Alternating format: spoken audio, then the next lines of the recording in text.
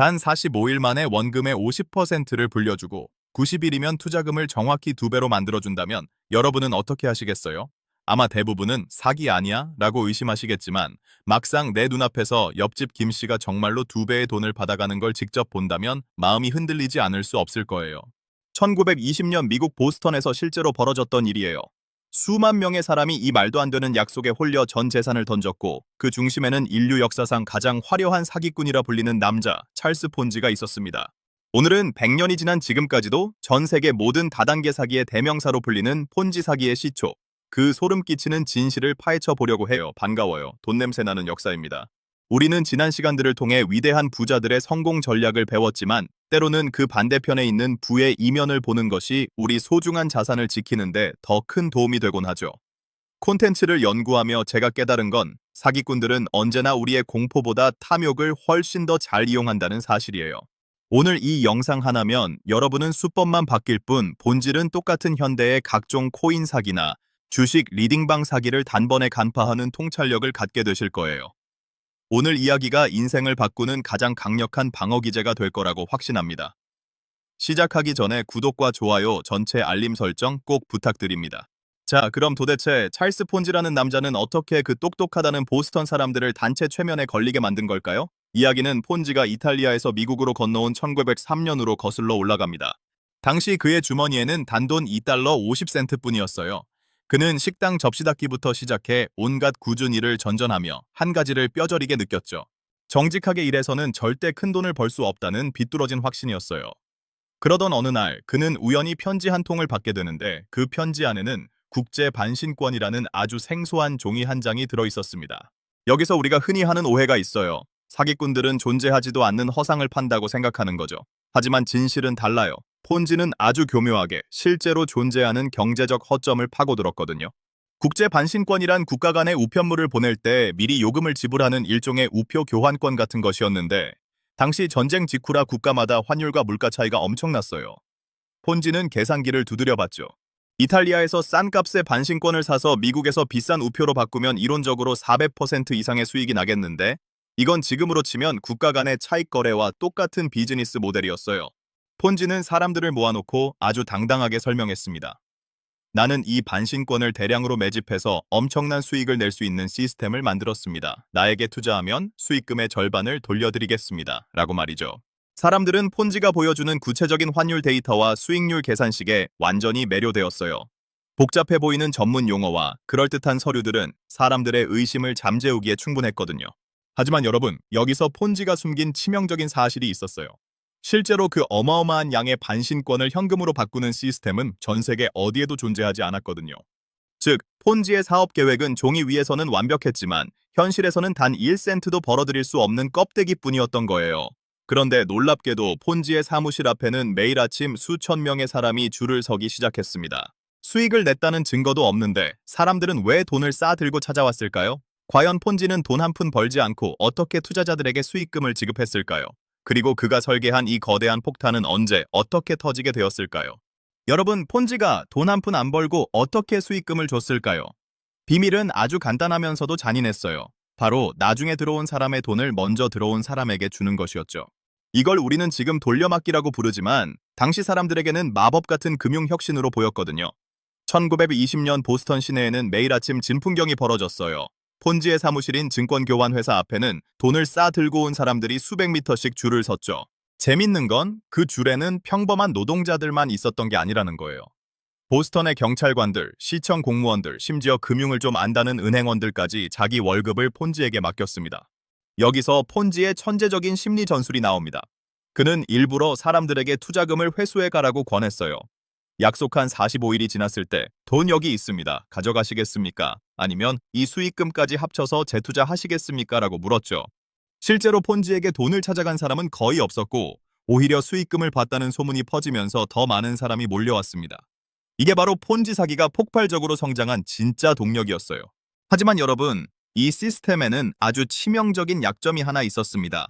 바로 끊임없이 새로운 투자자가 들어와야만 유지가 된다는 점이었죠. 폰지의 금괴는 수천만 달러가 쌓여갔지만 정작 그 돈은 폰지의 수익이 아니라 언젠가 돌려줘야 할 남의 빚일 뿐이었거든요. 당시 폰지는 매일 25만 달러라는 어마어마한 돈을 빨아들이고 있었는데 지금 가치로 따지면 매일 수십억 원의 현금이 들어온 셈이에요. 그는 이 돈으로 최고급 양복을 맞추고 화려한 저택을 샀으며 보스턴의 유명 인사들과 어울리며 호화로운 생활을 즐겼습니다. 그런데 여기서 우리가 꼭 짚고 넘어가야 할 오해와 진실이 있어요. 많은 분이 폰지 사기의 피해자는 주로 정보가 부족한 서민들일 거라고 생각하시잖아요. 하지만 실제 기록을 보면 고학력자나 전문 투자자들도 수없이 속아 넘어갔습니다.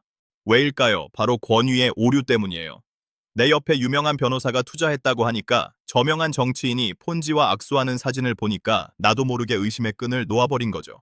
여러분도 주변에서 누가 얼마 벌었다더라 하는 소식에 조급해지실 때가 있을 거예요.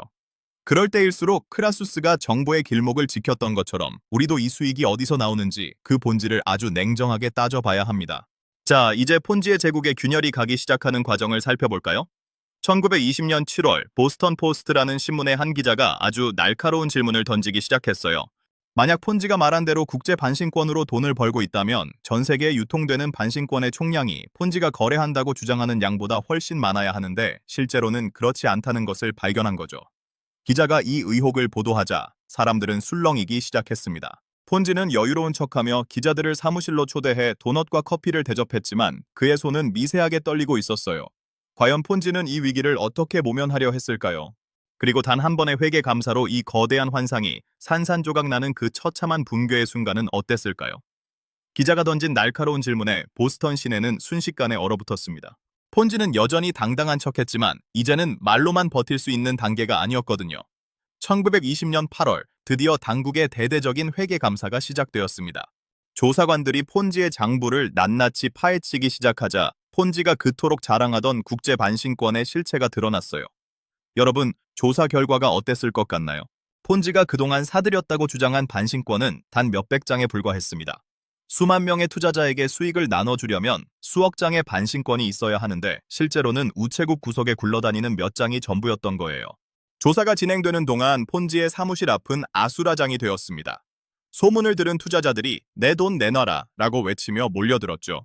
폰지는 그 와중에도 사무실 창가에 서서 사람들에게 도넛을 나눠주며 여유를 부렸지만 결국 그의 빚이 1,500만 달러에 달한다는 사실이 공식 발표되면서 제국은 완전히 무너졌어요.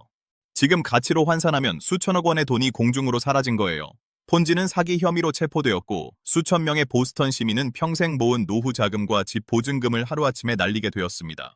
여기서 우리가 꼭 짚고 넘어가야 할 오해와 진실이 있어요. 사람들은 폰지가 아주 특별하고 똑똑한 기술을 써서 사람들을 속였다고 생각하지만 사실 폰지 사기의 핵심은 기술이 아니라 인간의 조급함을 이용한 심리전이었거든요. 그는 사람들이 나만 이 기회를 놓치는 거 아니야? 라는 공포, 즉 포모 증후군에 빠지게 만들었을 뿐이에요. 자, 그럼 이제 여러분이 현실에서 이런 사기를 당하지 않기 위해 반드시 기억해야 할 3대 레드 플래그와 실전 지침을 알려드릴게요. 첫째, 시장 수익률을 압도적으로 상회하는 확정 수익은 99% 사기입니다. 45일에 50%라는 건 연리로 따지면 수천 %예요. 워런 버핏도 연평균 20% 수익을 내는 게 기적인 시장에서 누군가 확정적으로 그 이상의 돈을 준다고 하면 일단 의심부터 해야 해요. 둘째, 사업 구조가 너무 복잡해서 한 문장으로 설명이 안 된다면 피하세요.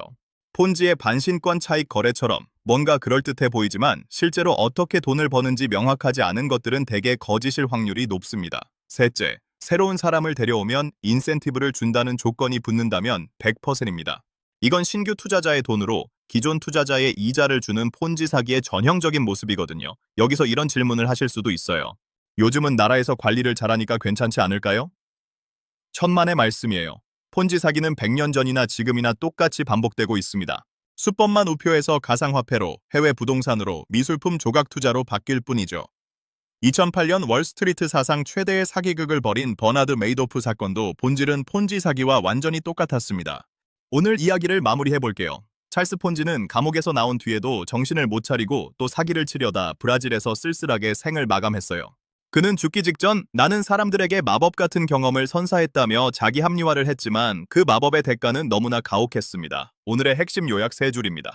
하나, 세상에 공짜 점심은 없다. 높은 수익에는 반드시 그만한 위험이 따른다. 둘, 내가 이해하지 못하는 상품에는 단 1원도 투자하지 마라. 셋, 남들이 다 한다고 따라가는 투자가 가장 위험한 투자다. 지금 당장 여러분이 하셔야 할 액션 가이드입니다. 혹시 여러분 주변에서 너만 알려주는 정보인데 수익이 엄청나다는 제안을 받으셨나요? 그렇다면 오늘 폰지의 이야기를 떠올리며 그 제안의 현금 흐름이 어디서 나오는지 딱 10분만 냉정하게 따져보세요. 여러분의 소중한 자산을 지키는 건 공격적인 투자보다 훨씬 더 중요하니까요. 오늘 영상이 여러분의 부의 방패가 되었다면 구독과 좋아요 부탁드리고요. 댓글로 여러분이 경험했거나 주변에서 들었던 아찔한 투자 제안들을 공유해주세요. 제가 직접 읽어보고 위험성을 분석해드리겠습니다. 내일도 돈 냄새 나는 역사에서 뵙겠습니다. 오늘도 자산을 지키는 현명한 하루 되세요.